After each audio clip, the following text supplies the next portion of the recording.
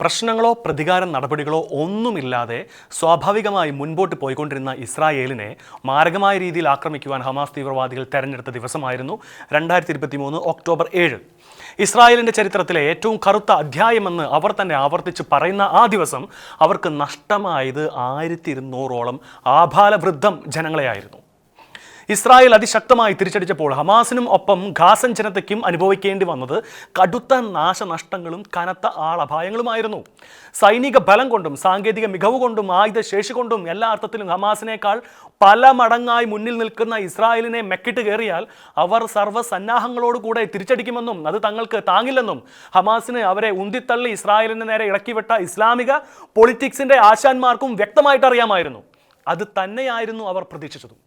കാരണം ഇസ്രായേൽ ആക്രമിക്കുമ്പോൾ നിരപരാധികളായ ഗാസൻ ജനതയെ മുമ്പിൽ നിർത്തിയിട്ട് അവർക്ക് മരണം വാങ്ങിക്കൊടുത്തിട്ട് ഇസ്രായേൽ നിരപരാധികളെ കൂട്ടക്കുരുതി നടത്തുന്നുവെന്നും ഇസ്ലാമിക വംശഹത്യയാണ് ഇസ്രായേലിൻ്റെ അജണ്ടയെന്നും കോറസായി കരഞ്ഞ് നിലവിളിച്ച് ഇരവാദ കോലാഹലം ഉയർത്തി ഇസ്രായേലിനെതിരെ ജനവികാരം ഇളക്കിവിടാമെന്നുള്ള അജണ്ടയായിരുന്നു ഹമാസിനും അവരെ നിയന്ത്രിച്ച ഇസ്ലാമിക തീവ്രവാദ ശക്തികൾക്കും ആഗോള ഇസ്ലാമിക പൊളിറ്റിക്സിന്റെ നേതാക്കന്മാർക്കും ഉണ്ടായിരുന്നത്.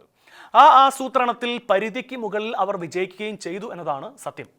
ഇസ്ലാമിക് പൊളിറ്റിക്സിന്റെ നിഗൂഢമായ അജണ്ടകൾ ഈ സമൂഹത്തിലേക്ക് ഒളിപ്പിച്ച് കടത്തുവാൻ വെറി പൂണ്ടിറങ്ങിയിരിക്കുന്ന തീവ്രവാദ ശക്തികൾ നടത്തിയ മറ്റൊരു അധിനിവേശം തന്നെയാണോ പള്ളുരുത്തി സെന്റ് റീത്താസ് സ്കൂളിലും നടന്നതെന്ന് ആത്മാർത്ഥമായി ആശങ്കപ്പെട്ടു പോവുകയാണ്.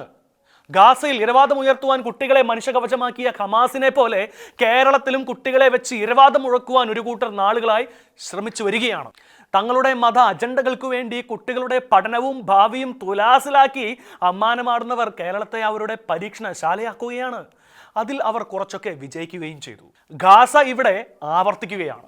2023 ഒക്ടോബർ 7 ഹമാസ് ചെയ്ത ക്രൂരതയുടെ ബാക്കിപത്രമാണ് പിന്നീടുണ്ടായതെല്ലാം. എന്നാൽ ഒക്ടോബർ 7 ക്രൂരതകളെ ഇരവാദം കൊണ്ട് മറച്ചു പിടിക്കുന്നതിൽ അവർ വിജയിച്ചു. പകരം ഒക്ടോബർ 7 അതിക്രൂരമായ ആക്രമണത്തിന് വിധേയരായ ഇസ്രായേലിനെ പ്രതിക്കൂട്ടിൽ നിർത്തുന്നതിൽ മാധ്യമങ്ങളെ കൂട്ടിപ്പിടിച്ച് അവർ ഒരു പരിധിവരെ വിജയിക്കുകയും ചെയ്തു. ഇത് തന്നെയാണ് 2025 ഒക്ടോബർ 7 സംഭവിച്ചിരിക്കുന്നത്.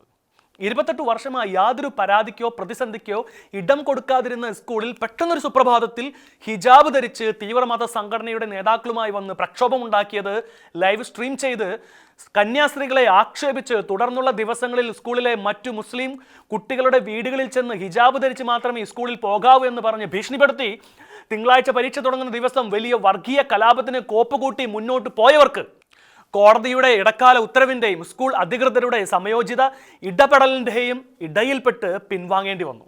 തന്ത്രങ്ങൾ പാളിയതോടെ ഗാസയിലെ ഹമാസന്മാരുടെ അതേ ഇരവാദവും ക്രൈസ്തവ സ്ഥാപനത്തിനെതിരെ പ്രചണ്ഡമായ പ്രചരണങ്ങളും. മുമ്പ് 2 സ്കൂളുകളിലും പഠിച്ചെങ്കിലും അവിടെ നിന്ന് സെന്റ് റീത്താസിലെത്തിയ കുട്ടി സ്കൂളിൻ്റെ നിയമങ്ങളനുസരിച്ച് മുന്നോട്ട് പോകുവാനുള്ള സന്നദ്ധതയോടെ 4 മാസങ്ങളോളം സ്കൂളിൽ വന്നെങ്കിലും ഹമാസിൻ്റെ ഇസ്രായേൽ അധിനിവേശത്തിൻ്റെ ഓർമ്മയായ കഴിഞ്ഞ ഒക്ടോബർ 7 കേരളത്തിലെ ജമാഅത്ത് ഇസ്ലാമി വിദ്യാർത്ഥികളും അവരോട് തോൾ ചേർന്ന് പ്രവർത്തിക്കുന്നവരും തൂഫാനുൽ അക്സ എന്ന പേരിൽ അതിനെ ആഘോഷമാക്കിയ ആ ദിവസം തന്നെ പ്രസ്തുത കുട്ടി സെന്റ് റീത്താസിന്റെ ചട്ടങ്ങൾക്ക് വിരുദ്ധമായി ഹിജാബും ധരിച്ച് സ്കൂളിലെത്തിയത് കേവലം യാദൃശികമായി കാണാൻ കഴിയുന്നതല്ല. ക്രൈസ്തവ മാനേജ്മെന്റിന്റെ കീഴിൽ സുദീർഘമായ വിദ്യാഭ്യാസ സേവനങ്ങൾ സമൂഹത്തിന് നൽകിക്കൊണ്ട് പ്രവർത്തിക്കുന്ന ആ സ്കൂളിനെ ആസൂത്രിതമായി തെരഞ്ഞെടുത്ത ഇസ്ലാമിക പൊളിറ്റിക്സിന്റെ നിഗൂഢ ശക്തികൾ പാവം പെൺകുട്ടിയെ ഒരു ഉപകരണമാക്കി വെച്ചുകൊണ്ട് അധിനിവേശം നടത്തുകയായിരുന്നോ എന്ന് സംശയിക്കേണ്ടിയിരിക്കുന്നു. കേരളത്തിൽ ഇപ്പോൾ നിലവിലിരിക്കുന്ന പ്രത്യേക രാഷ്ട്രീയ സാഹചര്യങ്ങൾ തങ്ങളുടെ പിടിവാശികൾക്ക് താളമിട്ട് തരുവാൻ പോകുന്നതാണെന്ന് ഉറപ്പുള്ള റാഡിക്കൽ ശക്തികൾ അവരുടെ നിഗൂഢ താല്പര്യങ്ങളെക്കുറിച്ചറിയാത്ത ഒരു പാവം പെൺകുട്ടിയെ മുൻനിർത്തി കിട്ടിയ അവസരം പ്രയോജനപ്പെടുത്തി പ്രശ്നങ്ങൾ ഉണ്ടാക്കുകയും പുറകെ ഇസ്ലാമിക ഇരവാദത്തിൻ്റെ കോലാഹലങ്ങൾ ഉണ്ടാക്കുകയുമായിരുന്നു. ഇവിടെ നീതിയും ന്യായവും സെന്റ് റീത്താസ് സ്കൂളിൻ്റെ ഭാഗത്തായിരുന്നുവെങ്കിലും നേരിനൊപ്പം നിന്ന അവരുടെയൊപ്പം ന്യൂനപക്ഷം മാത്രമാണ് ഉണ്ടായിരുന്നത്. ഭൂരിപക്ഷമാകട്ടെ ഇസ്ലാമിക മത അജണ്ടകൾ ഉയർത്തി മറ്റൊരു ന്യൂനപക്ഷ സ്ഥാപനത്തിൻ്റെ സിസ്റ്റത്തെ അട്ടിമറിക്കുവാൻ ഇറങ്ങിയവർക്കൊപ്പമായിരുന്നു. മുസ്ലിങ്ങൾ നേരിടുന്ന ഏറ്റവും വലിയ പ്രശ്നം ഹിജാബാണെന്ന മട്ടിലായിരുന്നു അവർ ഈ വിഷയത്തെ അവതരിപ്പിച്ചത്.